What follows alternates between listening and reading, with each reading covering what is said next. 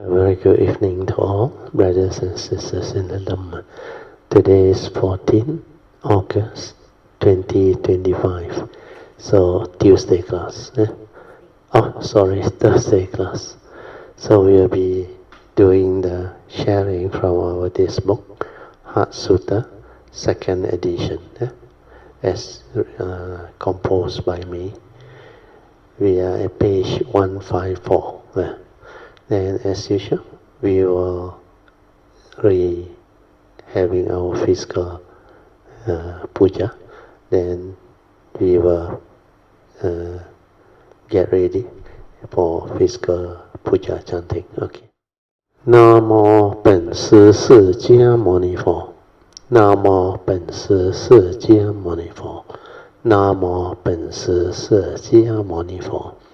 Namo 观世音菩萨。Namo 观世音菩萨。Namo 观世音菩萨。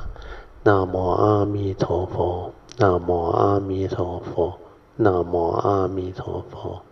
Namo 阿弥陀佛。Namo 阿弥陀佛。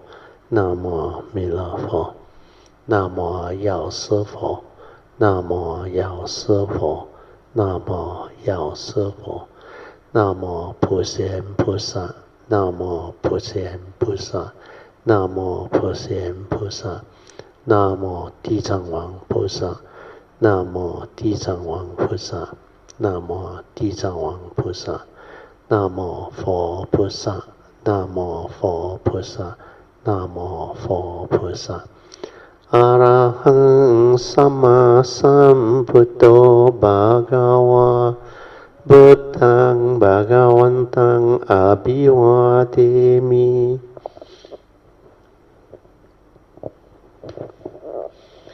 สวากาโตภะคะวะตาธัมโมธัมมังนัมมัสสามิ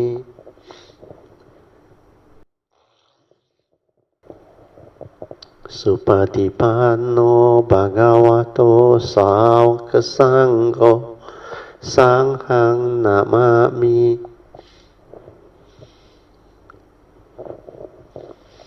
นะโมตัสสะภะคะวะโตอะระหะโตสัมมาสัมพุทธัสสะนะโมตัสสะภะคะวะโตอะระหะโตสัมมาสัมพุทธัสสะนะโมตัสสะภะคะวะโตอะระหะโตสัมมาสัมพุทธัสสะบุตตังสรณังกัจฉามิธัมมังสรณังกัจฉามิสังฆังสรณังกัจฉามิดุติยัมปิบุตตังสรณังกัจฉามิดุติยัมปิธัมมังสรณังกัจฉามิดุติยัมปิสังฆังสรณังกัจฉามิตติยัมปิบุตตังสรณังกัจฉามิตติยัมปิธัมมัง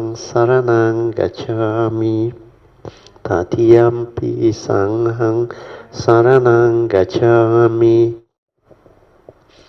ปานาติปาตาเวรมณีสิกขาปะทังสมาธิยามิอาดินาดานาเวรมณีสิกขาปะทังสมาธิยามิกาเมสุมิจฉาจาระเวรมณีสิกขาปะทังสมาธิยามิมุสาวาดาเวรมณีสิกขาปะทังสมาธิยามิสุราเมรยามจาปมาดทานะเวรมณีสิกขาปะทังสมาธิยามิสาธุสาธุสาธุ Okay, let us pay respect triple jump. Buddhang pujemi Dhammang pujemi Sanghang pujemi. As usual, we are off the light so that you all can have your half an hour of awareness-based meditation. So develop this awareness-based meditation so that you can have a very stable inner awareness. So this awareness-based meditation is very important. Without it, you cannot develop the meditative mind. You cannot develop the training of mind to be stable in sati. So as the title of the meditation suggests, awareness-based meditation. So this type of meditation, you need to develop the stability of inner awareness, then use it to meditate. The awareness within is your true mind, your silent mind, your meditative mind. And that is the mind that can insight into phenomena, awaken to the three universal characteristics of anicca, dukkha and anatta. Because that mind is just aware. It can develop the understanding through the silent inner awareness. So meditation is to have this ability to be aware within, then to use it to meditate. To meditate is to stay silent without thought. The silent observation of what is, or the reality within nature without thought, is the meditative understanding or awakening. That's the reason why this awareness-based meditation is very important. And very few people understand its significance because they don't know what sati is. The most important understanding in meditation is to understand the meditative mind, which is basically sati. And what is sati? There are many words that are used to translate what sati is. And a commonly used one is mindfulness. But that word is seldom defined properly. And very few people understand what mindfulness is. They only know there is two words, mind in fullness. So the mind in fullness. But people never inquire full of what. If it's full of thought, then it's not sati. It is fully aware without thought, and that is sati.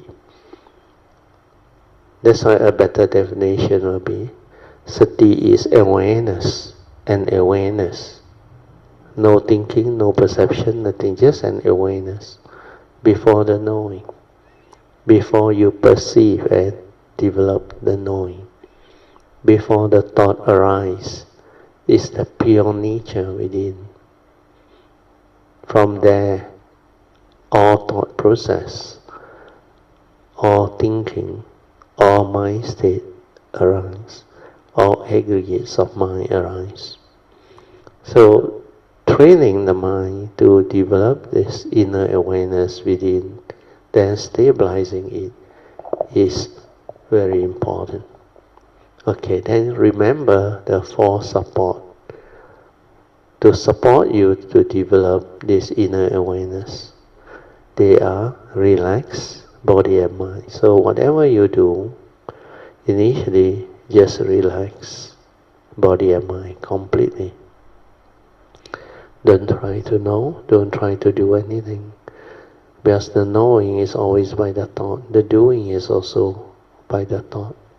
So to be aware is not to do anything, not to know anything, just silently aware. But the moment there is awareness, then the mundane mind, the thinking mind, can perceive, can do the thought activities, movement, can create the mundane thinking, stirring, reaction of mind.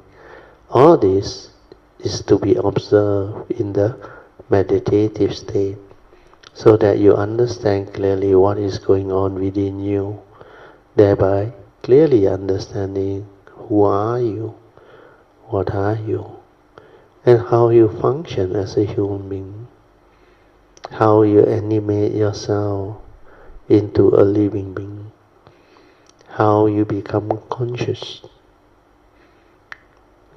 of life, conscious of what you see, what you hear, what you smell, what you taste, what you tactile feel and think.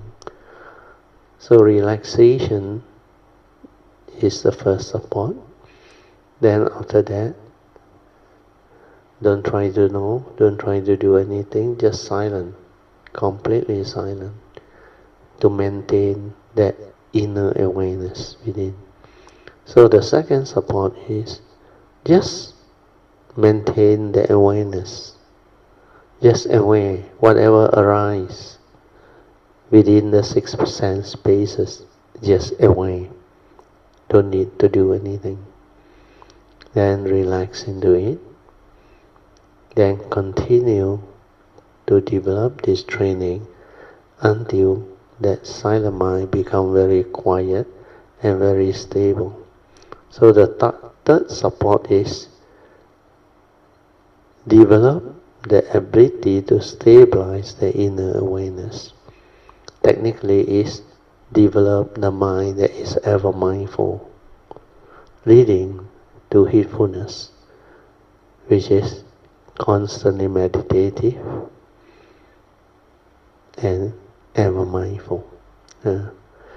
So without the initial training of this mind to be aware, you cannot stabilize it. You can only stabilize it only after it has become fully aware. So step 3 is a natural consequence of the correct training of awareness. So relax body and mind completely. Whatever arises, just relax into it. Then maintain awareness. Then stabilize this inner awareness by not allowing the thought to move and think and create. Just let things be. Then when you are able to let things be, then this mundane mind will slow down, and its activity will cease by itself. That is how your mundane thinking mind return to its original state before the stirring, before the arising of thought, before the thinking. That's how you develop the inner peace, inner calmness, and inner tranquility of mind, and stillness of mind. When there is no thought activity, no aggregates of mind, no sankhara movement, then that is your true mind. After you have trained and developed the stability, then you can move on to the fourth support, which is trust. TRUST. Trust your inner nature to develop this meditative movement. Silent everything, stay at the heart. And just let the nature within detect whatever vibration or even your heartbeat or any activity or movement within your heart area. Just aware means allow the inner awareness to be one with whatever activity that you can detect. It can be a vibration or a pulse of life or your heartbeat or any vibration around your heart area. Let it detect, let it move. Do not resist, do not control. Do not try to change it or control it or manage it. Don't allow your memory, your thought, your views, opinion, conditioning, and belief system to interfere. Just let things be silent and let the awareness move by itself. Yeah. Then not long, once this one has become stabilized, your inner awareness nature will detect the gateway to your nature. That fourth support is to stabilize the inner awareness further and stay at the heart so that it can detect on its own. The silent mind will detect on its own the gateway to your nature. When the mind detects the gateway, it will know something will happen. And the cultivator who is in that state of awareness will know, because there is a very beautiful movement that will take place.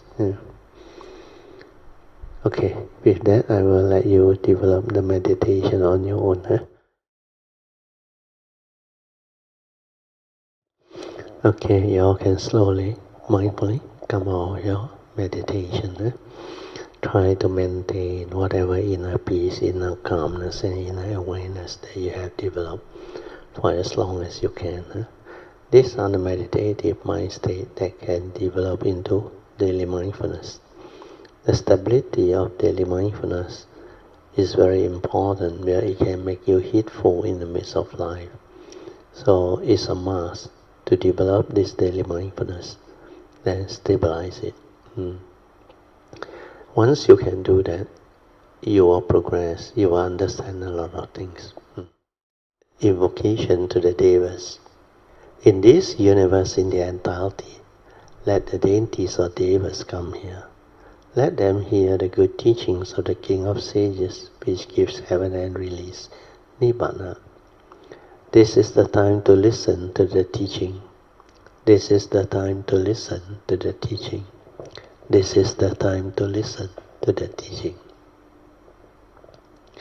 Samanta Chakawalesu Atra Gachantu Devata Saddhamma Muni Rajasa Sunantu Sakamokadang Dhamma Savanan Kalo Ayang Badanta Dhamma Savanan Kalo Ayang Badanta Dhamma Savanan Kalo Ayang Badanta Namo Tassa Bhagavato Arahato Samma Sambuddhassa Namo Tassa Bhagavato Arahato Samma Sambuddhassa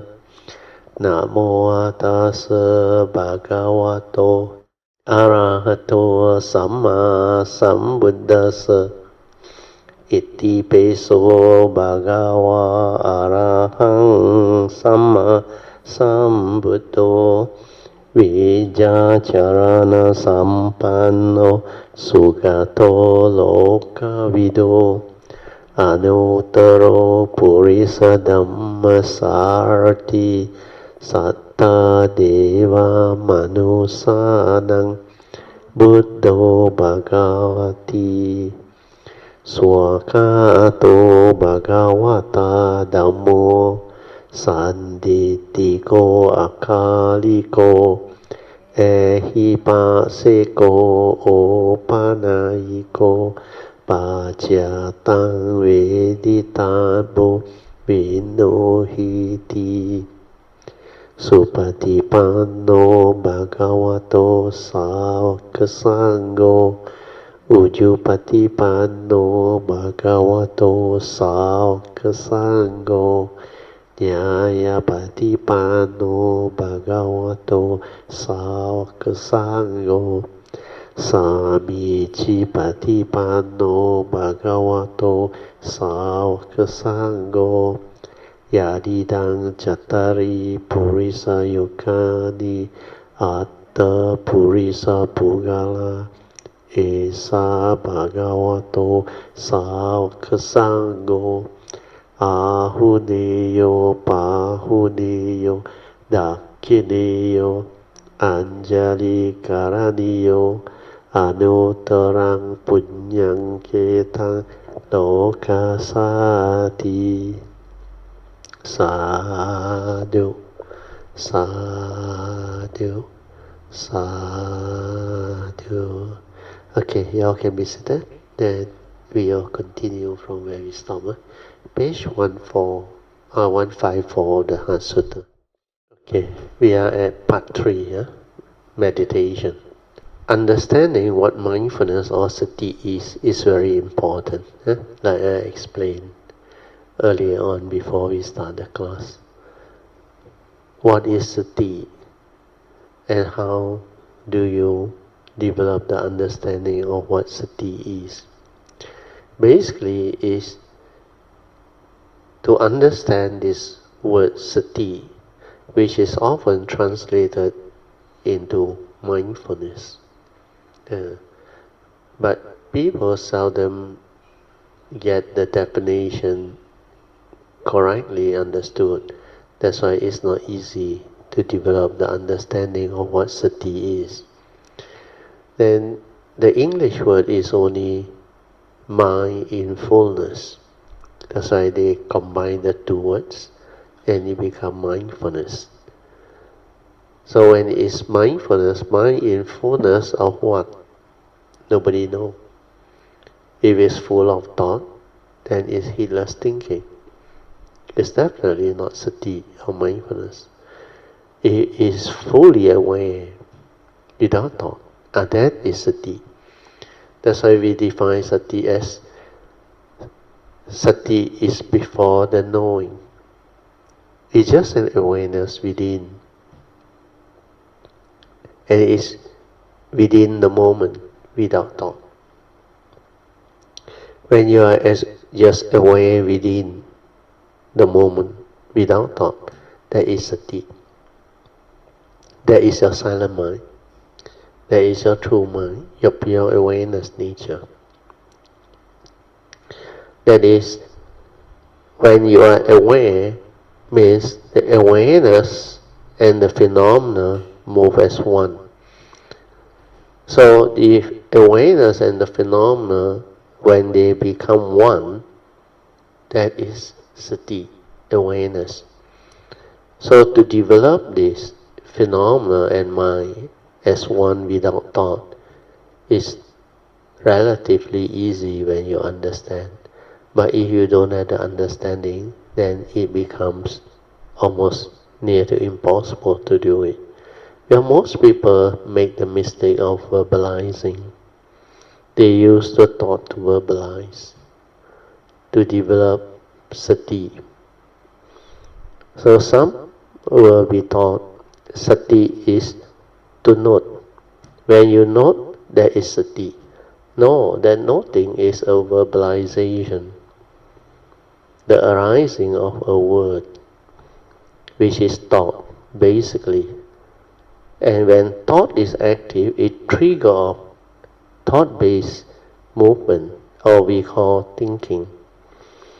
Whereas sati is before the thought, before the knowing, before the perception, before the arising of the aggregates of mind. It's just an awareness within. But from there, all thought activity or thinking arise. That's why the mundane mind is a byproduct of the true mind.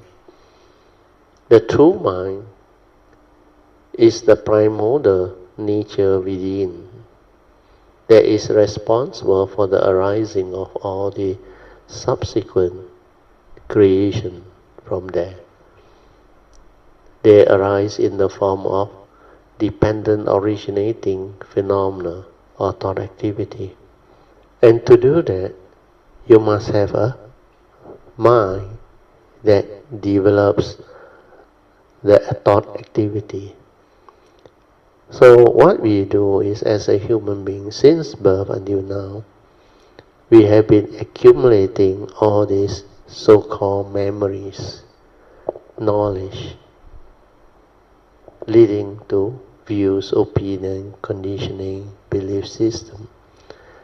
And we also accumulate all our fear, our phobia, our insecurity, our like and dislike, our sorrow, our lamentation, and all the various type of mind state that we experience while going through life. So when we meditate, develop the ability to be tranquil, peaceful, quiet, then we develop the mind state of tranquility, stillness, and inner awareness.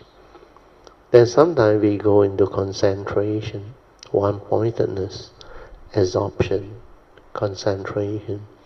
Then we develop very strong energy field that also lead to a state of calmness, but is a conditioned mind, a conditioned state, not a free mind.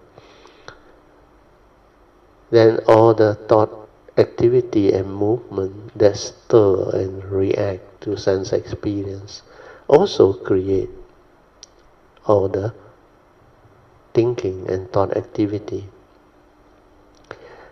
That's why the thought process, they manifest and become like very normal.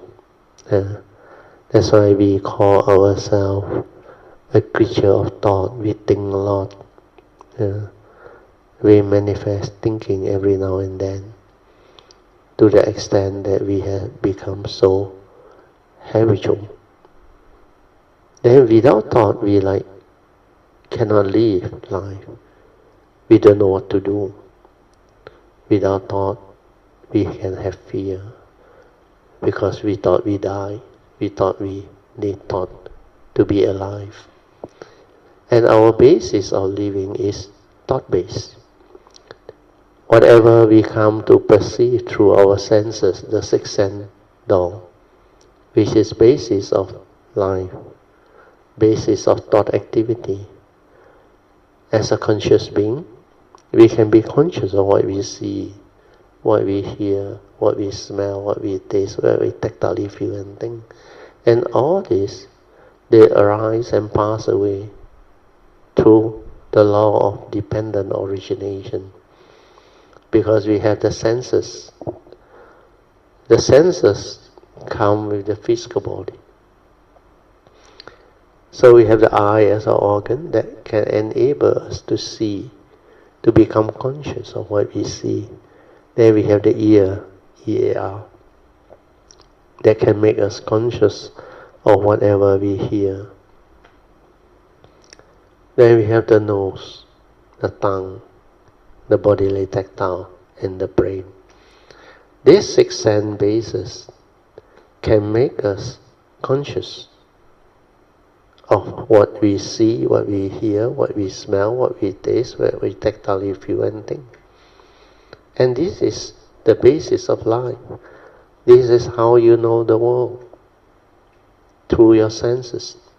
This is how you interact with the world. And through your senses, you can use thought activity to perceive and develop the perception to give meaning to what we come to perceive through our senses. Then we can also develop the mind states through our mental reaction. Then we accumulate all this mind state, develop our own views, opinion, conditioning, and belief system. Belief system come from what you believe in. Can be your religious label, like your race identification, the religion that you hold on to. All this is what living being cling on to, grasp on to, hold on to. That's why I say your views, opinion, conditioning, and belief system, you accumulated them through your interaction with society, with the world, with humanity, with nature. Then all your knowledge you accumulated through learning. This is how you evolve. from awareness-based living being to become a thought-based living being. And we use thought because it can help us to develop a lot of so-called understanding. But there is not wisdom. Thought-based understanding normally develop what they call knowledge. It cannot develop wisdom. And because of that, cultivator of the way who doesn't understand this, they have a tendency to move into familiar ground of thought process, using the thought, the thinking, to do things. That's why everything they do is thought-based. Learning, teaching, or even communication and everything. They come up with words, concept, ideology. Then they come up with all the various type of studies, like our science, maths, and even humanity, philosophy, psychology. All this, they spring off from thought. Then thought-based need to technological advancement too. It develop culture, music, everything. Then for exam, for knowledge, they love to use thought. That's why they say they have to study. Yeah. But when it comes to meditation, it's different. Meditation is not about accumulating more knowledge, developing more learning. It's about discovering our inner awareness nature before the knowing, before the arising of the thought process. Our true mind, our silent mind, the source of all thinking and arising. That's where the big difference is. And because of that, most so-called cultivator of the way, or meditator, or even Dhamma practitioner, they fail to have this understanding. That's why they cannot penetrate what sati is, and they get themselves entangled with thought-based meditation. Once you are entangled with thought-based meditation, it's very difficult for one to progress. Because the real meditative mind is sati, awareness. If you don't have sati, you cannot be heedful. If you are not heedful, you are as if dead. You will become heedless. And what is heedlessness? Heedlessness means you are not aware within. You are lost in thought. You think a lot. You develop a lot of thought activity. That's why heedless thinking. And the Buddha, under the teaching Dhammapada verse 21, states very clearly, heedfulness is the path to the deathless, and the heedful never dies. Whereas heedlessness is the path to the dead. The heedless are as if dead. So if you don't train yourself in awareness to stabilize it to become heedfulness, then there is no way you can develop heedfulness. That's why sati is very important. And for those cultivators who understand, they always emphasize on sati, for sati is life. And in the teaching, not only under Dhammapada verse 21, 22, 23, that define the importance and significance of heedfulness, which is basically Dhammapada verse 23, the ever mindful, constantly meditative, and steadfast one. That defines heedfulness. When you have that, he said, you will realize the supreme enlightenment, which is Nibbana, in the here and the now. So, to develop this ever mindful, constantly meditative mind, you must initially develop the training of the mind to be aware, to be mindful first. Then stabilize it to be ever mindful. Then use it to meditate, to cultivate Noble Eightfold Path, to develop the wisdom, the direct seeing, the ability to see things as they are, to insight into phenomena, to awaken to the three universal characteristics of anicca, dukkha, and anatta. So all these are related. That's why sati is very important. Then when we train our mind to develop sati, we have to understand what sati is, so that you will not deviate and end up doing thought-based meditation. That's why sati, leading to stability of it, so that you can become ever mindful, is the first step. Then when you are in that state of stability of inner awareness, or you are ever mindful most of the time, then you use it to cultivate Noble Eightfold Path, or the meditation as taught by the Buddha, so that you are constantly meditative. So heedfulness, the definition is very important. Okay, we go back to the notes. So understanding what sati or mindfulness is very important. Sati is before the knowing, it's just an awareness within the moment without thought. That is, the phenomena and the awareness as one without thought. Like anapanasati, mindfulness of the in and out breath. Just feel the breathing, and then the mind and the breath move as one in complete synchrony without thought. Means the two are in complete synchrony or harmony without thought, following the Buddha's instruction. That's why the Buddha just recite. He said, breathing in, away. Breathing out, away. So here, I put in the word, one is away. And breathing out, one is away, etc. So that one is actually superfluous, not a necessary word. It's an additional word. Where most people need to be specific.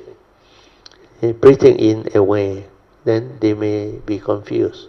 Who is away? That's why you have to use the cultivator of the way. One is away. But at that time, they still don't have the penetrative wisdom to know that the form and mind is not a permanent, unchanging entity. It's not what you think. It's not a being.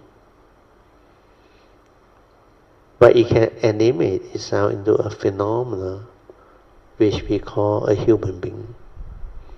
But it's not a being as defined by the actor or a permanent, unchanging entity. Because it's a phenomena. Dependent on condition, it arises. When conditions sustain itself, it continues to evolve, move, and manifest. But when conditions cease to be, it ceases to be. That's why it's not a permanent, unchanging entity. Whatever that is dependent, originating, has the characteristics of impermanent. If you want things your way, you attach and cling, then it leads to suffering. Because all this follow nature's law, the law of paticca samuppada, the law of dependent originating. So understanding sati is very important. That's why anapanasati is not about focusing on the breath, concentrating on the breath. It's about developing mindfulness, training your mind to be aware. And the object of awareness is your breath. Where as long as you are alive, you have to breathe. That's why the breath is a very good object of meditation is also very neutral, not lustful, and not something that can lead to aversion or dread, fear, and all those things. It's a very neutral object. Yeah. Then it is an object of meditation that is always with you. You cannot forget to breathe. If you forget to breathe or you cannot breathe, then you will die very fast. That's why sati is life. You can breathe and be aware of breath as long as the breath keeps moving. Then your life force will be sustained. Then you will continue to exist. So this part is for you all to develop the understanding. So developing mindfulness is the first category of practice. That's why under the four foundations of mindfulness, Satipatthana teaching or practices, the Buddha make it very clear. He said, Ekayano bhikkhave bhikkhu. He told the monk at that time, O monk, he said, Ekayano means the only way. This is the only way for the overcoming of sorrow and lamentation, for the ending of suffering, for realizing the right path, leading to the enlightenment in the here and the now. Namely, the four foundations of mindfulness.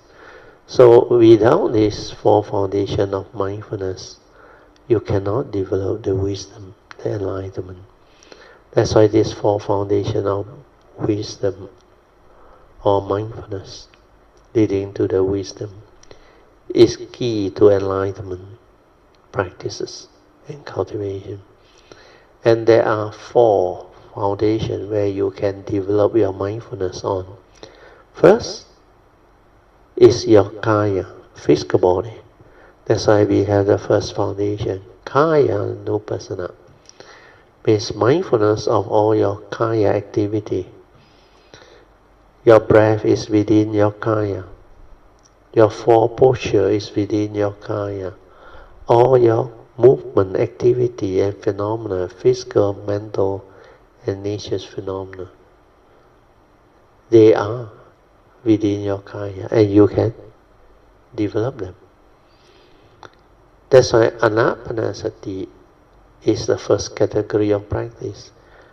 The first training is always to develop sati, whether it's through your object of meditation or anapanasati or through the awareness-based meditation using the four support that I have taught you, or any other suitable object of meditation that can lead to the training of mind to be aware.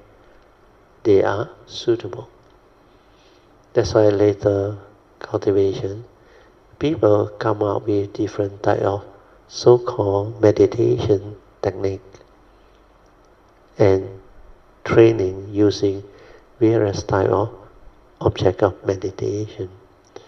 They even have the famous rising and falling that was evolved through the Theravada tradition from the Myanmar tradition. Then Thailand mostly follow Anapanasati and Buddha. This is how they evolve.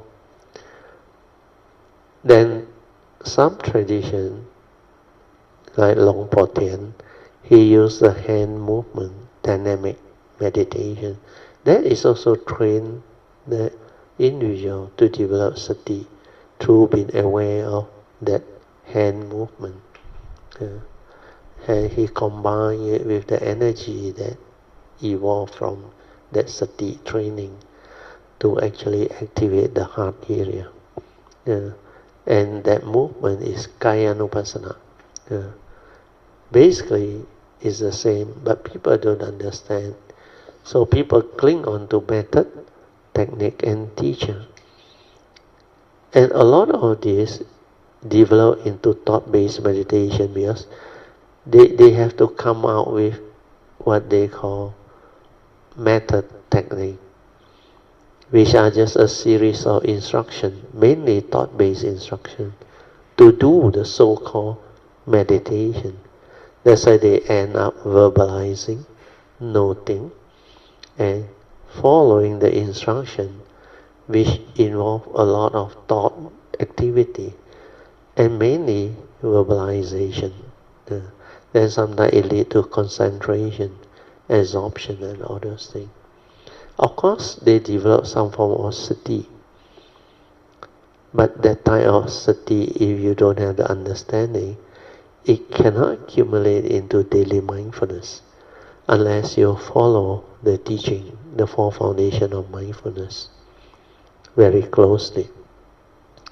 So under Kayanupasana, the first category of cultivation is to train your mind in sati by doing anapanasati, basic anapanasati, breathing in, away, breathing out, away.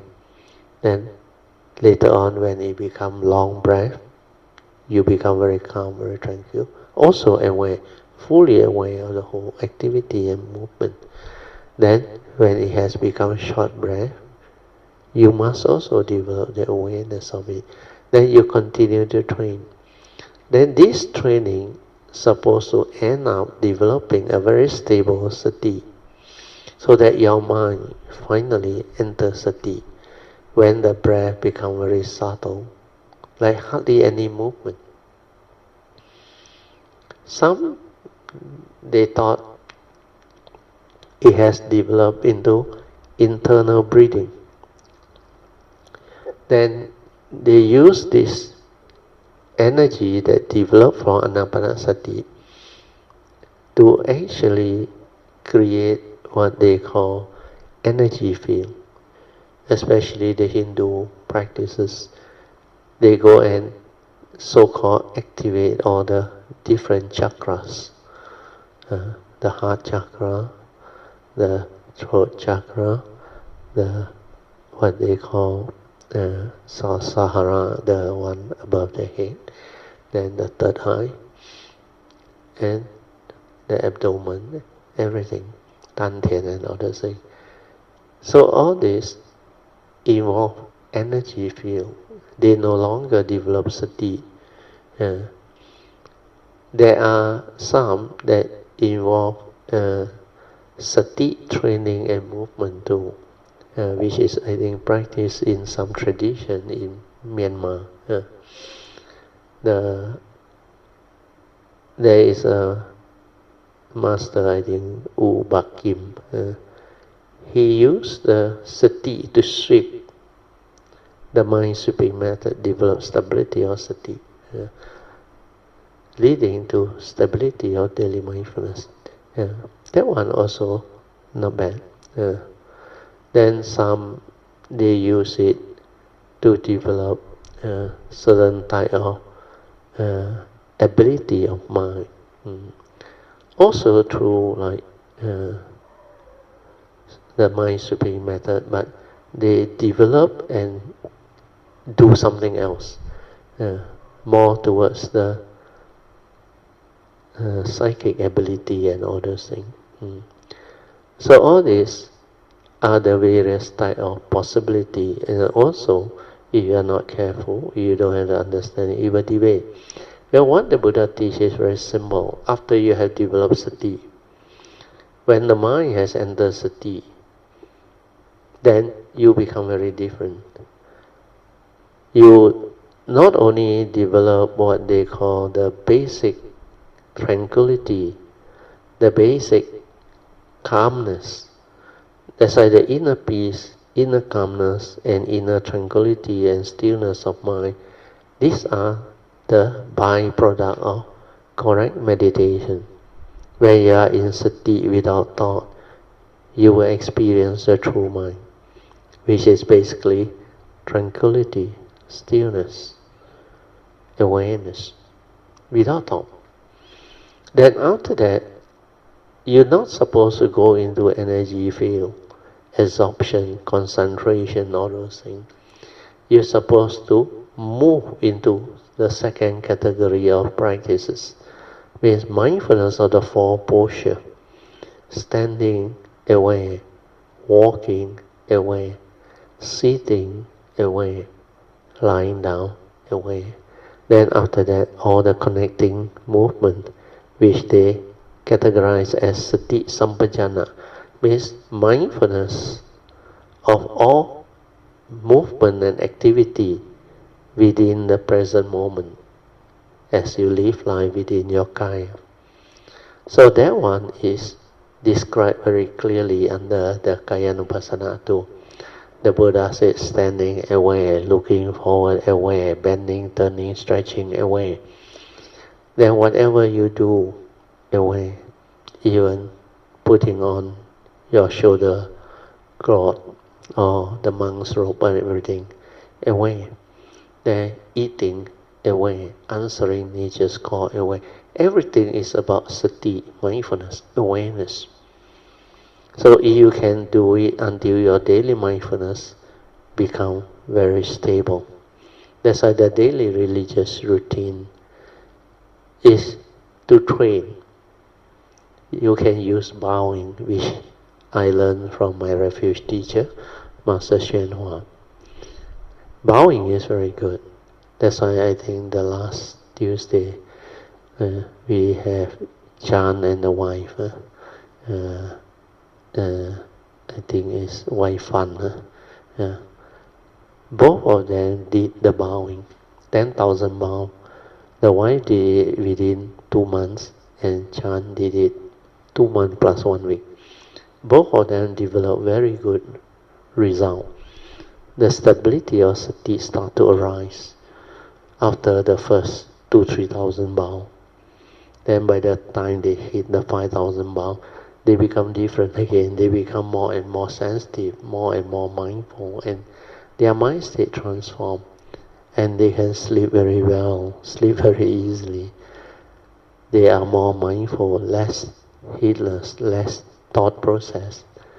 Then they start to see a lot of things. They can detect a lot of things, like the distant sound, the chirping of the birds, their internal bodily vibration, everything. And everything become like clear.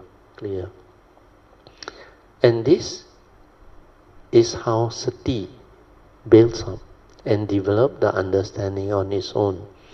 When you have sati, you will see things as they are. You will develop the understanding on your own.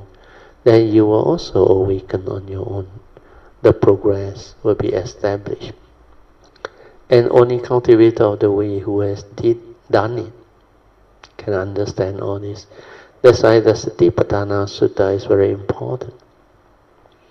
So Kayanupassana leading to the daily mindfulness, which is mindfulness of the four posture and all the connecting activity and movement, which is Sati Sampajana. You not only have mindfulness of all your daily activity, but you must also have sampajana, clear comprehension. And clear comprehension is very important, so that you does not deviate and go wrong.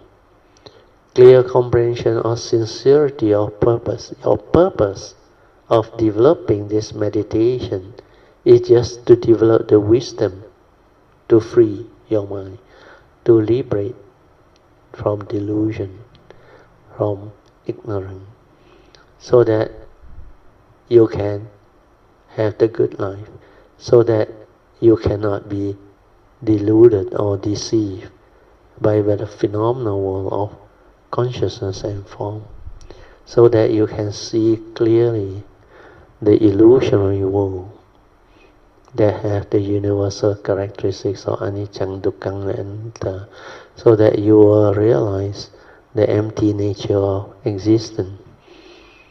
And you will also come to know that the so-called human being, the five aggregate of form and mind, first aspect and the second aspect, which is the thought, they are impermanent. lead to suffering when you attach and cling and want things your way. And because they are impermanent, it's not a permanent, unchanging entity that you can cling on to, grasp onto and hold on to and say, this is me, this is I, therefore all this can be mine. This is how you root out Sakkaya Ditthi, self-delusion. Then when you see the unreality of form, the unreality of the five aggregates of form and mind, you realize their universal characteristic. That's why the empty nature of existence. Then you penetrate the five aggregate of form and mind, like Kuan Yin Bodhisattva when he was cultivating the Prajna Paramita, perfection of wisdom. He illuminated the five skandha through his pure awareness, nature, the direct seeing. Then he penetrated, he awakened, then he realized they are all empty. Wu Yin Jie Kong, the five aggregates of form and mind, they are empty with the characteristics of anicca, dukkha, anatta. That's how he crossed over and developed the enlightenment. So sati is very important. Mindfulness is very important, leading to heedfulness. So the training is to, first step, can be anapanasati or any skillful means, or any method or technique that is awareness based, for you to develop the stability of sati first. Once you develop already, then you move on to daily mindfulness, so that you can be heedful in the midst of life. That's why Kayanupassana is very clear cut. From Anapanasati, you train your mind. Means you can approach it from any other way to train your mind to develop sati. But finally, it will end up with daily mindfulness, the four posture, the connecting activity. Means whatever you do in life, you are aware, mindful, heedful, no longer heedless. So from heedless living, you start to train your mind to reverse all this, so that you are all the time, most of the time, aware. That's why ever mindful, then constantly meditative. And that is what heedfulness is. You hold on to these two practices steadfastly, you will realize the supreme born-free Nibbana, which is the enlightenment in the here and now. And from there, you will actually awaken. But under Kayanupassana, after these three categories of practices, Anapanasati, mindfulness of four posture and all connecting activity, leading to Sati Sampajana, the four type of clear comprehension will prevent you from deviation. The first one is sincerity of purpose, which I have covered. Means clearly comprehending the sincerity of purpose. Means you develop all this to develop the wisdom to awaken the silent mind, to observe, to insight in the phenomenon, not to go after psychic or special meditative experience, then clinging onto it, then developing the ego more and more. Then after that, the second clear comprehension is clear comprehension of domain of practice. Means domain of cultivation or practice. This mindfulness cultivation, which is the four foundation of mindfulness, can be done anywhere, any place, any time. There is no such thing as I must retire first, I must be in a quiet, conducive, meditative environment. All this is delusion. The domain of practice is as long as you are conscious or aware, you are not sleeping. Then you can develop the mindfulness within. But later on, when you develop the stability of it, even when you want to sleep or rest your body, your awareness can go in, and it's 24-hour meditation, like you never sleep. although you can hear your own snoring and all those things. All the activity and movement within your bodily activity, even your breathing or whatever, if you want to know, you can know. But your awareness is all the time there. And you can see clearly how you go into the unconscious, the subconscious, and how you develop dream, how they manifest as subconscious release or unconscious release, the phobia and others. They are all trapped in your psyche, your memory, your experiences. That's why they call it phobia and all those things. Then sometimes you have this type of what they call very frightening dreams. So all this can manifest when you are in the subconscious and unconscious state while you are going through your sleep. So normally you can be aware, you sleep very well, you just relax, the awareness is there and your body rests, sleep completely relaxed, and you can sleep very well. So this one covers what we call domain of meditation. Means you can meditate anytime, even while working, in the midst of career, doing your household duty, or office, or even traveling, or whatever you do while you are in life, engage in whatever activity. You can be mindful, you can be aware. You can be in the state of sati, meditative mind. So domain of practice will prevent you from having the wrong thought. And most people got it wrong is through their own conditioning. They always believe that they are too busy to even try meditation because too much work, too much duty, and they have to do a lot of things in life, a lot of responsibility, and a lot of problems that comes with living life, the problems of living. So all this prevent them. Then they say, maybe when I retire, I go full time. So this is procrastination, trying to justify. I can't because I cannot afford to retire. I still need to work, or I have to work, and all this type of reason. Then they say, I financially still not free, dependent. I really need to work. So because of all this, they end up, they never really start the cultivation. But most people, unless you have affinity with the Triple Gem, you will never look for this understanding or this so-called Dhamma or religious pursuit or what they call philosophy and all those things to help you develop wisdom and understanding.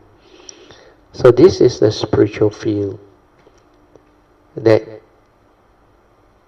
everyone, each and everyone needs to develop on their own. Otherwise, you will not understand life. you will continue to lead the heedless way of living, leading to suffering and misery. Then you don't really have any idea of what life is. Then the third clear comprehension is clear comprehension of suitability. Suitability is more about understanding the priority and importance. The most important time is now. So don't procrastinate, develop it. Then the present moment is the highest in life. And the most important people are the people that you can help, that are around you, or you can radiate your love or metta to, or you can be kind to the environment, people that you have relationship, or the beings. Yeah. Then the last part of suitability is the most important time is now. Most important people are the people around you or people whom you can help, and the most important location is the place you are at. Because all these are the clear comprehension of suitability. So you don't go and arise a thought and project and say, yo,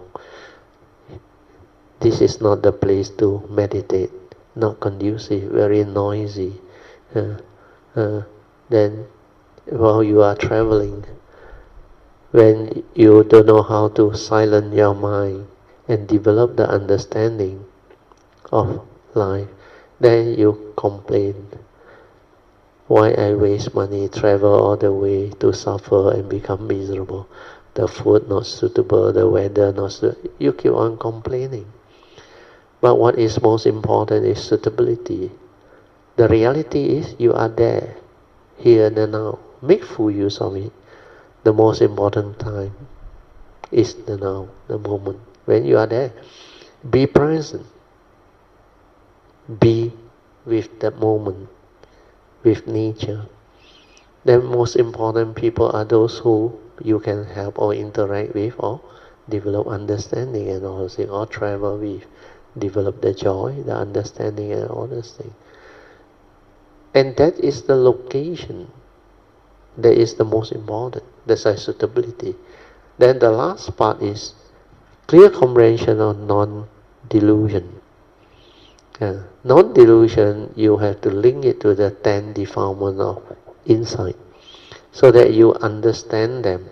The Mahayana will include the 50 deviant samadhi, which are the wrong samadhi, deviant, not the correct meditative one.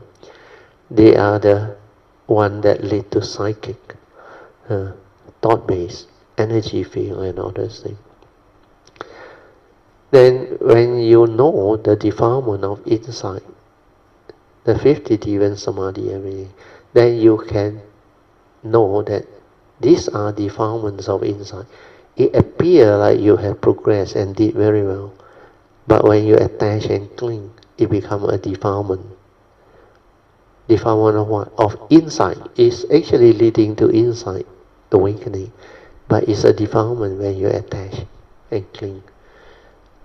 So that clear comprehension of non-delusion is very important too, so that you won't deviate.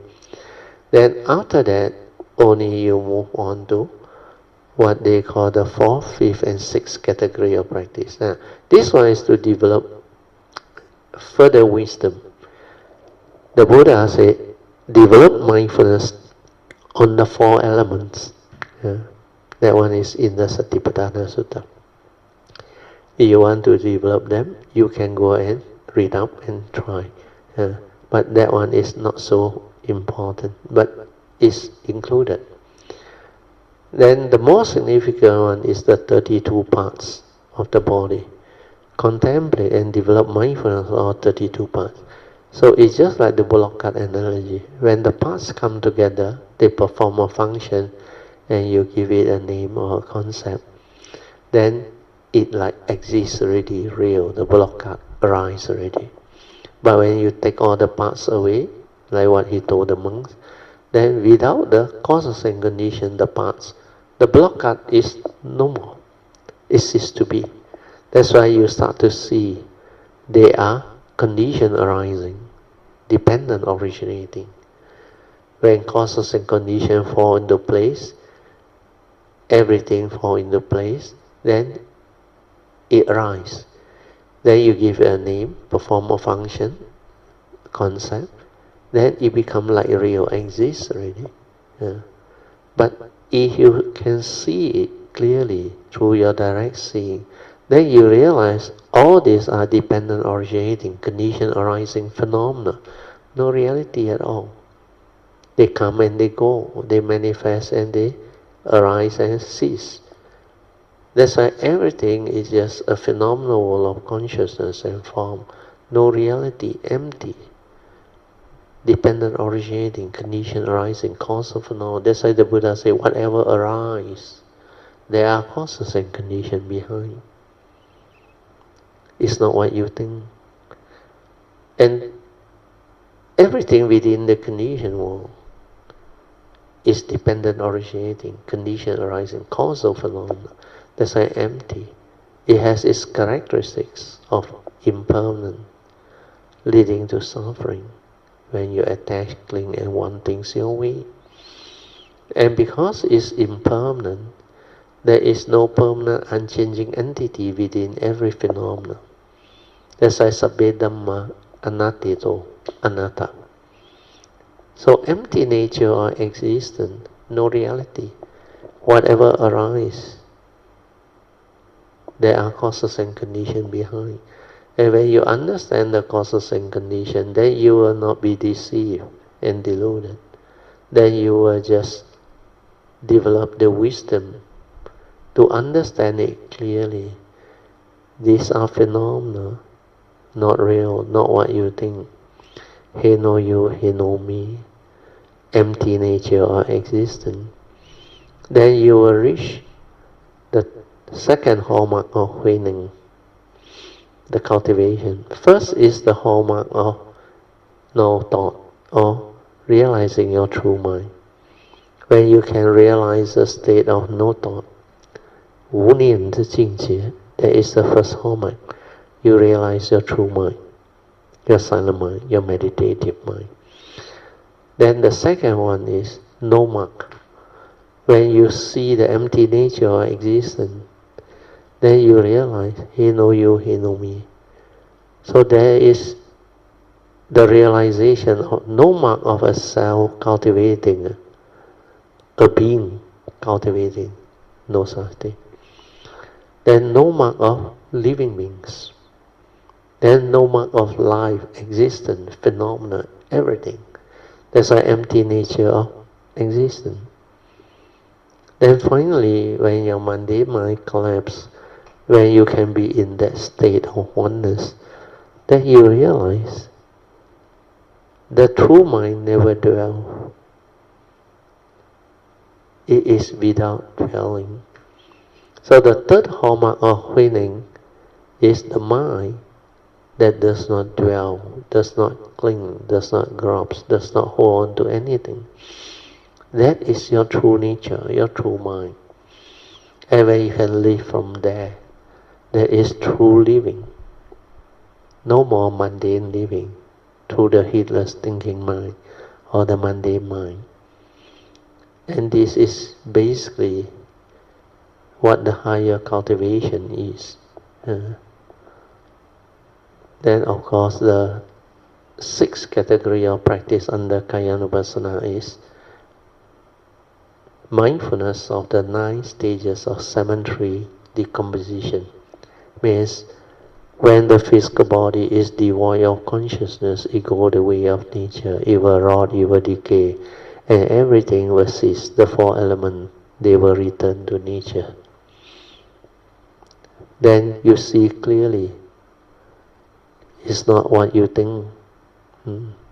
The physical body, when it's devoid of consciousness and the causes and conditions no more, all its beauty is what they call youth, characteristic, everything. They are just illusionary form, not what you think. Because they are all dependent originating, condition arising. So the reality of birth, old age, sickness and death can be understood clearly. And the reality of form going the way of nature. Because it's not you, not what you think. That's why in the 5 daily contemplation, the Buddha taught us very clearly. He said, this physical body of ours, each and every one of ours, is of the nature to grow old, get sick and die. For it has never gone beyond old age, sickness and death. Then you start to understand. Then when you confront this reality of birth, old age, sickness and death, you are no longer deluded. You can come to terms with this reality, but the physical body is not you. Make up of elements, no knowing. How can it be you? If it's not you, then why you grieve over it? Why you worry about it getting old, getting sick and die? That is not you. That is just karmically conditioned for my mind, a vehicle and a tool for you to come to this existential world of existence, to experience life, to go through the karmic process, to cultivate, to develop the perfection, the cultivation, fulfill your vow, and to do whatever you want so that you can develop more and more understanding and perfection of wisdom and virtue, leading to a very powerful spiritual nature. And when you cultivate all this correctly, you will develop very stable and powerful karmic nature too. So when you have the two nature developed, karmic and spiritual, then every life you come, you are beautiful.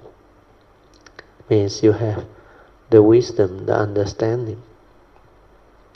You are the great beings that have the understanding, and you will continue to come. So all these are very important understanding. Then the other foundation is within your phantom length body too. Vedananupassana, second foundation. Third foundation is Chittanupassana. And fourth foundation is Dhammanupassana. Okay, we go back to the notes. I think we have to stop already. Almost 10 o'clock. Oh, I only finished one sentence. One paragraph. Okay, I read a bit more. A calm and peaceful mind is only a byproduct of a well-trained mind. This one I already explained. But the main purpose and intent of the Buddha's meditation is not about becoming peaceful and calm only, but to develop the wisdom to be at peace with all situations. This one is the most important understanding. That's why the only thing that frees the living being is wisdom. Always remember. Otherwise, one will be trapped with a mind that is attached to the calm and peaceful meditation as good meditation. And when your meditation is not peaceful and calm, then you are afflicted and you label it as bad meditation. Hence, your sensual desire and ill will, which are hindrance of mind, are still there. That's why you cannot transcend that duality of sensual desire and ill will. Like the saying goes, any sense experience, whether it's pleasant or unpleasant, is a prelude to suffering or dukkha, because they are the mental hindrance, they are duality that you have to transcend. Even very fantastic and so-called good meditative experience, including the experience of jhanas, seeing of nimittas, the 50 Divan Samadhi, etc., are just conditioned arising mind state within meditation. And unless one can develop the wisdom out of them to free the mind, then they are of not much use. Okay, we stop here. Okay, so now we come back to our second session, which is meditation reporting, followed by whatever question that you have. You can ask me. Good evening, Brother Teo. Wai Fun, yes. Yeah, good evening, Brother Teo, Mrs. Teo, and all Kayanamitas. Sadhu. Today sharing is really good, Brother Yeah, Teo. very good. Yeah, now you can understand already. Yeah, it really helps me to understand and in fact motivate me to do daily mindfulness. Yes, that one will help you a lot. Yeah. I have one question. Okay. Now, when Brother Teo mentioned about heedfulness is constantly meditative and ever mindful. Yeah, based on Dhammapada verse 23. Okay. What are the difference of these two, constantly meditative and ever mindful? Okay. You see, to be ever mindful you must develop the mind that is mindful first. You can follow up to this point. Yes. Yes. When you are mindful, like what you have done through the bowing, the 10,000 bow, then you develop the stability of your daily religious routine so that your Yes. daily mindfulness is there. And that is where the stability is. So initially when you bow, you start to develop the mindfulness. That ever mindful means you are throughout the day, ever mindful, means that mindfulness has stabilized, That's why for you to develop that, you must have stability of mindfulness leading to the daily mindfulness, which is throughout the day you are aware and mindful. Means you're no longer like before. Most of the time, think a lot, heedless, lost in thought, worry here, worry there, planning, thinking, worrying, and doing all those mundane thought activity. But when you are ever mindful, means most of the time or throughout the day, you are just mindful, aware, means specific phenomena awareness or spacious awareness without any thought. You are always in this two meditative mind state. That's why when you can be ever mindful, then naturally that mind is ready to meditate.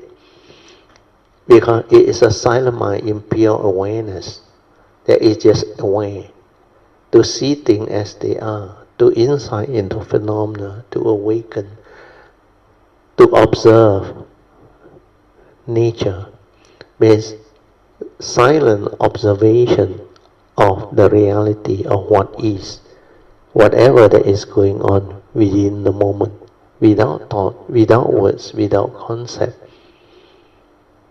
And this is what the direct seeing is all about. So when the Buddha defined under Dhammapada verse 23, heedfulness, he said, the ever mindful and constantly meditative. If you train yourself in these two ways, steadfastly, then he guaranteed the person, you will realize the supreme enlightenment, Nibbana, in the here and now, which is enlightenment in the here and now. And that is what heedfulness is. That's why he said, the heedful never die. For heedfulness is the path to the deathless. So if you cannot be ever mindful in the midst of life, means you cannot be heedful in the midst of life. So whenever you are not heedful or not ever mindful in the midst of life, means you are as if dead. The heedless are as if dead. And heedlessness is the path to the dead, means you don't have spiritual life. You are like, to the cultivator of the way, you are like, there is no spiritual life for you. You are like dead.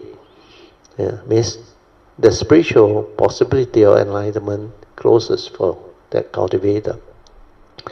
So here, ever mindful means train your mind to be aware first, then stabilize it to be ever mindful. Then when you have the stability of daily mindfulness, when you can be in that state throughout the day most of the time, then you will know how to meditate. But to meditate is to use the silent mind to observe, to insight into phenomena and to awaken. Then that time, the understanding will come by itself.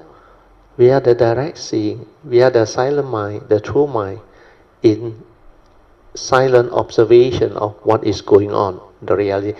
Then you start to see how you function as a human being, how you stir your mind, how you get angry, how you develop the fear, the dislike, how you stir your mind to entangle yourself with all the various type of mind state into wrong view, lack of understanding, lack of Dhamma understanding. So all these things you start to see. Then you start to develop the wisdom as taught in the four foundation of mindfulness. how did fear arise? Then you can trace the origination factor. Then retrospectively, through wisdom, you learn to accept things as they are, through your whatever wisdom and insight. Then you reverse it retrospectively, so that in future it will not have any more power over you. And this is how you develop all the understanding. That's why I say, just through observation with the silent mind, you will come to know how the unarisen mental hindrance, like sensual desire, ill will, fear, worry, anxiety, restlessness of mind, and also doubt, sloth and dharma, how they arise. Then after they arise already, then you continue to silence your mind, stay in the state of sati, be with it, may be fear, anger, hatred, or insecure, or whatever. You just aware, then it ceases. Then you realize that all these mind state, fear, anger, hatred, they are not intrinsic. They were not there. They only arise when you have wrong view, when you don't have the wisdom, when you have scarcity. Then it causes your mind to react to all this sense experience that condition the arising of fear, the worry, the anxiety, the anger, the hatred. Then you realize all these are dependent originating mind state, non-intrinsic. They are not you. They come and they go, dependent originating due to your own view. Then when you understand this, then you can retrospectively reverse it, because you know your true mind before the stirring has none of all this. That's why you can accept them for what they are, through developing mindfulness. Just aware, and it will cease. Then when it ceases, you will start to understand that wisdom comes from understanding that they are not real. They are dependent originating, non-intrinsic. Means anger is not you. The physical body is not you. Feeling is not you. They come and they go. Perception is not you. Consciousness is not you. The five aggregates are empty, not real, not what you think. So through all this understanding, it will cease by itself. And then you come to know, as per the Satipatthana Sutta, on the fourth foundation of mindfulness, means Dhammanupassana, the first category of practice, mindfulness of the five mental hindrances. You will come to know how the arisen mental hindrance cease to be. Then after that, you have traced the origination factor, then retrospectively through wisdom, you can reverse it. We are accepting things as they are, based like the wisdom that I have imparted onto you all.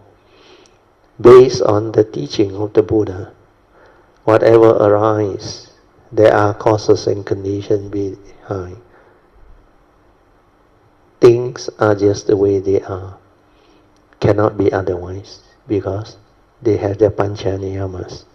So you will come to develop the wisdom to accept them for what they are. Because like the Buddha says, whatever arises, there are causes and conditions behind, which is sad. You cannot change it. And that is the movement. That is the reality. That's why it has to be like that. So when you can accept them for what they are, based on understanding of the law of dependent origination, or law of karma, then you will not react or stir. That's why I come out with the final solution and answer.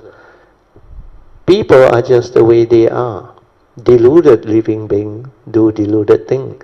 Angry people say angry things. Selfish people do selfish things. They are just the way they are. No right, no wrong. No need to get angry. No need to blame. Then the world is the world. Condition like that, things be like that. Cannot be otherwise. Why you want to complain? How come the world is like that? Why this leader like that? Why that country like that?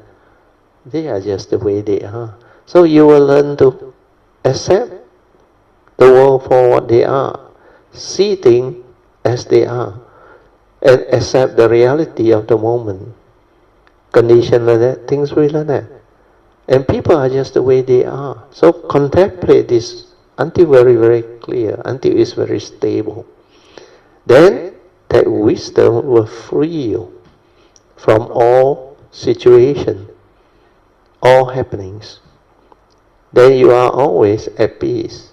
You can come to terms with all the reality that manifests within the conditioned world, the existential world, within society, within our existence, planets and all those things. And this is how you develop wisdom to liberate the mind and to be free, so that you're no longer deluded, so that all this phenomenal world of consciousness and form will have no more power over you. They cannot deceive you, they cannot delude you, they cannot stir and condition you to become afflicted, miserable. No more. That is how you develop the wisdom to free, liberate and end. Okay, Wai Fun? Yeah, thank you. Today, Brother Teo, your explanation very clear. Yeah, very clear. Yeah, Very clear and I link back everything that I had thought. Very clear and So profound, and I have yes, better very profound. understanding. That's why for you to understand means you have progress. Otherwise, you cannot follow on. Well, this one, people need to listen many times on to develop the understanding. So sadhu to you, Wai Fun. Thank you, Brother Teo. Thank you. Thank you for your good question and good condition, for allowing all this Dhamma to be shared. Alright, Teo. Yeah, so how are you? I heard you got food poisoning. Oh, I'm good already. No more. Sadhu, very good. Alright, Teo. Yeah. It's kind of exciting to see other people understanding and Sadhu. Yes. Yeah, Wai Fun is doing quite well with the husband. With the husband Chan. Yes. They have faith. That's why that night, Tuesday, God sharing after that, even some Kayamita came and talked to me. Patio, wow, Chan and Wai Fun, a lot of faith. Then they really do the bowing and everything, and now they reap the fruit of that hard work, which is really beautiful. And what they share really touched the heart of a lot of Kayamitas, and a lot of people rejoice for them, where they are new, and yet they try it, and they really develop the understanding, which is amazing. And today one, like what she explained, is so clear and so beautiful, means she can follow and understand and appreciate it. But today one is a complete explanation. This is the first time I link everything and express it in very clear explanation. Yeah, rather, Teo, it's not easy to understand. Not easy. That's why I said most people will have to listen to it a few more times. But for those who have cultivated, they will know that this is beautiful. They will appreciate it a lot. And they know a lot of Dhamma gem inside there. And when you can listen attentively and develop the stability of contemplation to understand them clearly, you will transform further and develop further understanding. But it links everything, not limited to that limited Dhamma alone. It links to all the understanding of existence, life, cultivation. Just from the word, what is meditation? Sati. From there, all the teaching actually can be linked and manifested. Yes, Brother, I find very helpful in life. If I really pay attention and do it, then it gives me a lot of hassle of getting myself into emotional distress. Correct. Unnecessary emotional distress. Yes, very true. We are based on all this understanding. A lot of things you can come to terms with those reality. Then actually no need to be upset over all this. We call it trivial thing, and that's sweet nothing. They always say. Actually, no meaning one. But this is life, understand? This is what existence is. People who are still deluded, heedless, they will go through that, and to them, it's like very real. That's why they can feel the anger, the hatred, the suffering, the misery. And this is how the karmic law or the karmic conditioning can manifest itself through delusion to torment and afflict so many living beings. Which is very beautiful when you understand. When you see all this clearly, then you have a lot of joy, because the Dhamma really frees the mind and develop a lot of understanding. And this understanding, money cannot buy. It transforms into joy, into wisdom, understanding. And there is a lot of love within. Because without all this wisdom and understanding, you cannot understand life. And you cannot understand why living beings are just the way they are. Then you start to appreciate all the profound Dhamma that the Buddha has shared with us. Things are just the way it is. Conditions are that. Things will like that.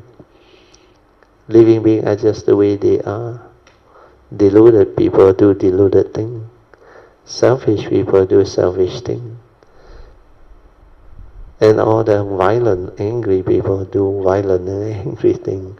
So all this understanding will keep on unfolding. Then you keep on developing the mind that is completely free. And you can laugh at it, smile at it, and come to terms with all this reality. And life, existence, like becomes so different. It takes a turn. Like there is so much meaning to life. And life is so wonderful, so amazingly beautiful, meaningful. And all this can manifest because of understanding. Without the Dhamma understanding, the wisdom, is near impossible to develop all this understanding and wisdom. That's why the teaching is very unique and very, very beautiful. Very good. Okay, Manya, continue. Yeah, Brother, actually I want to check my understanding whether it's on the right way here. Yeah, can. Because that day, Brother Chan asked what is the meaning of direct seeing. Sadhu. You try. I mean, I have been doing it, but I'm not sure whether... Don't worry, you just describe it. Then I will guide you along. So the other day, I went out and I parked my car. I didn't park at, what you call that? It's not a proper lot. And properly lah. But I thought, never mind, because it's just going to be a while. At the housing area there lah. I just run across, do something, and then I come back. Yeah. So I came out from the car and I was going to walk off. Then a lady drove by. It was a Malay lady, and she seemed a bit annoyed. And then she, the window was down, and she talked to me. But she didn't actually drive. She talked to me, and she said in Malay, like she said, you know, when you park, it will give trouble. It will cause trouble to people. So when she said that, feeling of not happy rise in me. You can feel it. You can feel it. But does it really affect you? Well, later on, your understanding will come back and make everything like clear to you. They are just the way they are. Then what you do after that? So when the feeling came out, but actually I knew it, and then after that I looked at my car to see, because I know that it wasn't parked properly, but I want to see whether it was actually what she said lah. You will cause people, and then I realized she may be right. Good, good. It will hinder the view of The line of sight. They call it the line of sight. It will block people's line of sight. So I mean, she already went off lah. So I agree with her, and I parked the car properly. I went to somewhere else to park lah.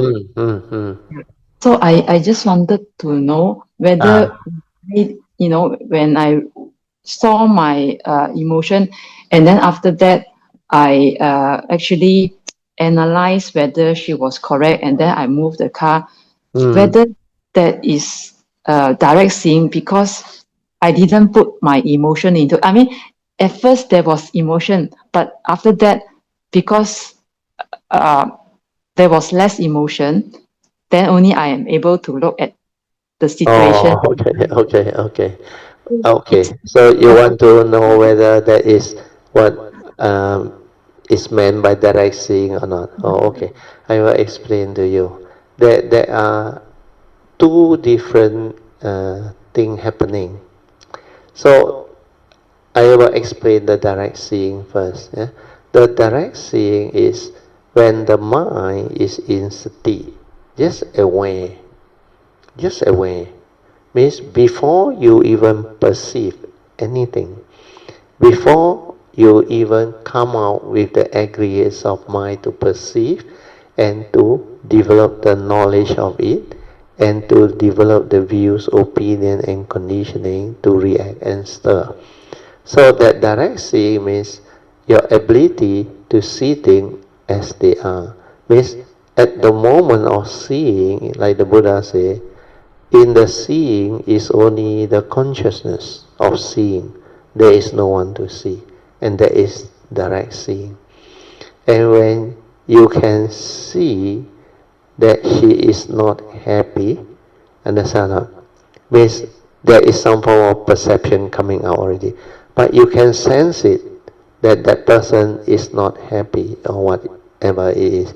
Then with the wisdom, it will tell you they are just the way they are. But you still appreciate it, because you know for them to take the trouble to open down their window and talk to you is actually a good sign.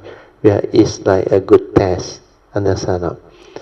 It's like you can be subject to that type of test. Then for you, like you mentioned, you didn't react, you didn't actually do the stirring and all those things, like get upset over what he tell you and all those things. But you're willing to check, maybe she's correct. Then you come out, you check your car, then you willingly drive away and repark. And that one is based on your understanding. But the moment you can see her unhappy feeling, that is in a way a direct seeing, understand? Means when you see things as they are, means their emotion, their reaction, whether they have anger, fear, dislike or what, or unhappy mind state, you can sense it. That is the direct seeing. Means directly the awareness is aware. Like people's emotion, their sadness, their fear, their worry. When you are sensitive and mindful, you can sense it. You can sense it. The normal people can only sense it when it's very obvious. Understand? Very obvious. But for cultivator of the way, you can sense it even when it is not obvious. Sometimes the person is lost in thought with all the worry, the fear, the anxiety, everything going on. Your nature will know. And you just smile. Then you will understand. And that one is, in a way, through wisdom, through the transformation of awareness, can develop that moment of direct seeing. But the longer moment of direct seeing, to see things as they are, means you are ever mindful. Most of the time you are mindful. Then that specific phenomenal awareness, see things as they are, means you are not like lost in thought. That awareness and that sati move as one. Means the phenomena and the awareness move as one. That is the direct seeing. seeing things as they are, without thought, without anything. That one is to develop the wisdom, so that, like the Zen analogy, the first level of seeing is mundane seeing. So in mundane seeing, they see like normal mundane people. That's why, take for example, the viewing of a mountain. 看山是山, because it's mundane, understand not? Then when you say there is a mountain, there is a house, these are human beings, that's an animal, the road, everything. These are mundane seeing. Then the one that has developed the direct seeing, they see beyond word, beyond thought. They see things as they are, without any perception and description. And thing is just the way it is. That's why there is no such thing as a concept of mountain, car, or what. Means that specific phenomenal awareness. The awareness and the phenomena move as one, like a moving car. No word, no label, nothing. It flows with it. Then the flow of nature. Then your physical kaya also same. The awareness and the kaya move as one. It's like very light, like what Wai Fun went through, the bowing, all those things. That is the mind in sati. When the mind is in sati, it is aware. No word, nothing. That is the real direct seeing. And when your mindfulness is very stable, it will let you see one. You will see that on your own one. It's like, how come last time I cannot see? Suddenly I can see. But the mind has entered sati. When the mind enters sati, everything you do is in sati. Means whatever comes within your seeing consciousness, field of vision, is all specific phenomenal awareness. Means you see the awareness and the phenomena move as one.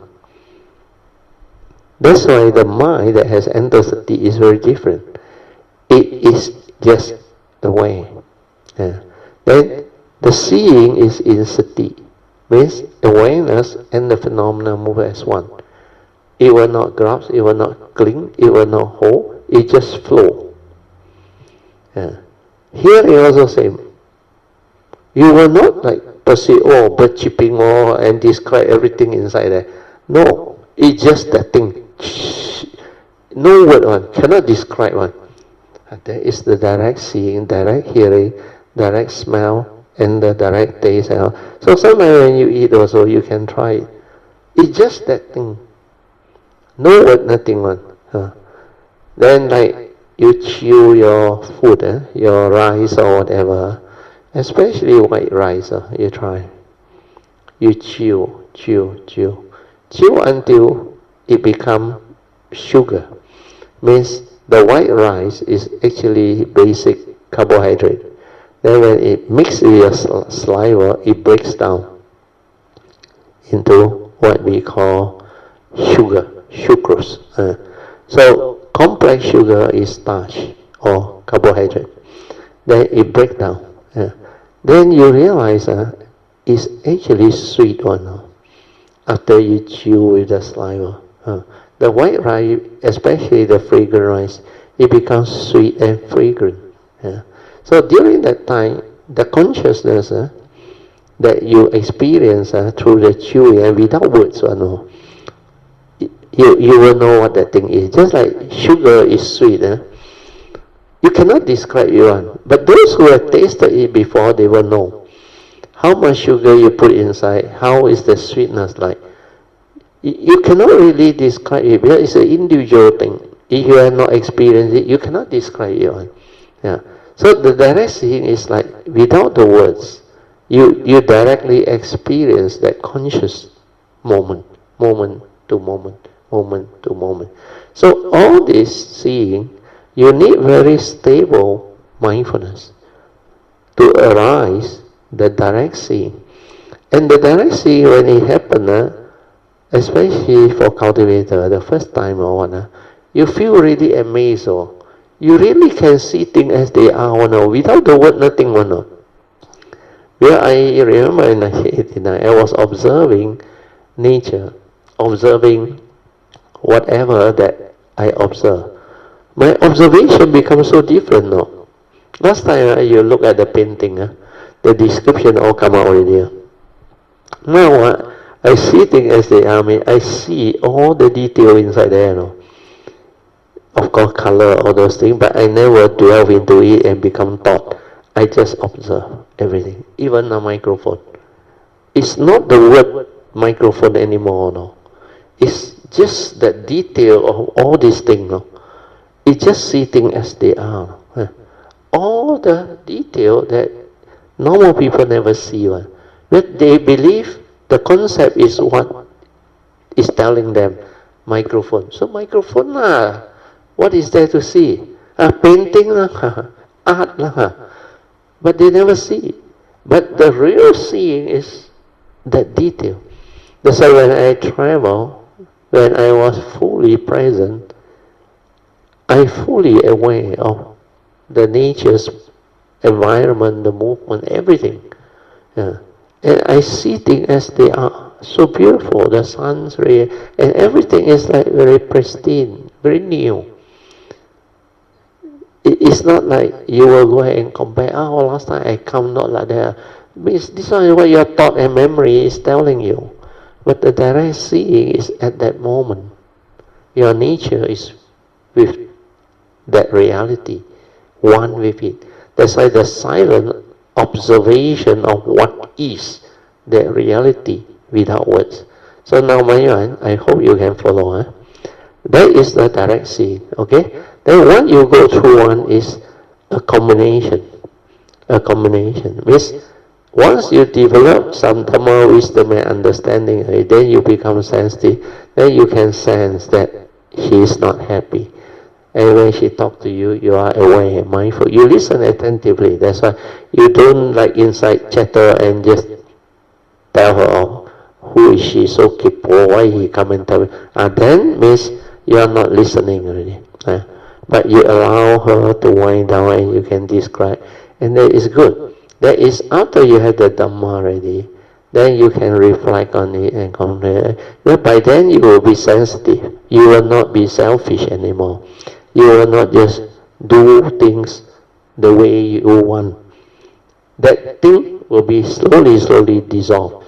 Then what will happen is like what you did, you come down, have a look, then you realize she was right. And you drive away and look for another kappa. And that is good. But this is how you feel you have become different. You are not reacting to situation based on a habit, habitual tendency, wrong view also. You have developed the understanding and the sensitivity to feel for others, to feel for society, the environment, nature. Then you like cannot do wrong thing anymore already. Because you sometimes see something not correct. You will go and pick it up and throw it away. Yeah? You have this understanding that if you don't clear it, somebody may get into trouble.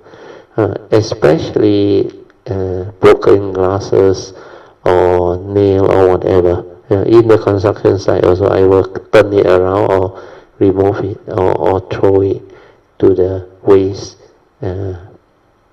basket or whatever, or where they collect all this. Or sometimes I have to tell the contractor, you better get your carpenter to clear all this. Then you cannot like allow all these things that can cause unnecessary trouble or harm to other people. You become different, and you will know what to do. But as far as you are concerned, you have to be like sincere to yourself and find out whether when you park there, it will affect people or not. Whether it will cause unnecessary like condition for where they cannot see clearly the line of sight blocked. When the line of sight is blocked, it can cause accident and all those things. That's why you will come to know you can avoid the causes and condition. You will try to avoid it, and you will do it. But sometimes, like when I go for let's say I go for breakfast or lunch or what, and the area very popular, packed until full one. Okay? So normally not easy to find car park on. Yeah. But most of the time I manage to get car park. Yeah. But sometimes this car park may not be something illegal, no yellow line, nothing. But it is also not a proper car park. But I will check. As long as I don't block people and cause unnecessary trouble, people can pass by or what, then I will make a decision. If I kena someone, is because I didn't follow the local law. So sometimes they also put ticket on my car, but seldom happen. That was long time ago. Then sometimes I make the decision because it's easier. I pay for the ticket, that's it. And I will not complain because that's what I did. And I ready to accept the whatever consequence. So all this, the understanding will arise. But most of the time, I seldom do that. If I can find a proper car park further away, I will also park there and walk. And most of the time is no yellow line, not blocking anybody. So far so good. I used to go with my wife to B&B, where they sell all the fish noodle and all those things. So we are there very often, every week almost one at least. Then there is this residential area with a guardhouse where you can park one actually. And every time we eat there and we park further out, then the police will come and raid the area, and they will have a loudspeaker, say, we are going to issue ticket, you don't remove your car and all those things. But they only issue to those who block traffic and at the area where is really a nuisance, because the area is really popular. But in the resident area there, they don't.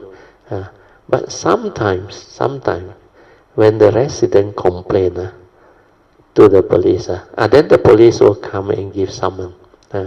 But seldom. That one I saw it opposite my house. Last time I saw the police came because the resident association inside, somebody go and complain to the police, and the police come and issue. Then later on, the police also advise the resident, if it's your own car, if you stay here, you park opposite, you just put your water bill or electricity bill. Or you come, you show them that you are a resident, then they will cancel the summons and all. So these are how the society's law operates. So when you understand and you are sensitive, you will know what to do. So what happened to you is good experience. You will learn from there and you will continue to evolve. Then later on, when your daily mindfulness stabilizes, together with your Dhamma wisdom and understanding, you will understand what really that direct seeing is all about. Manyan? Okay? Okay, Radio, thank you very much. Sadhu, rejoice. More than 10:30 already. Okay, we have to end. Sadhu, let us rejoice with all the good sharing. Sadhu, sadhu, sadhu. Okay, now we will move on to the sharing of merits.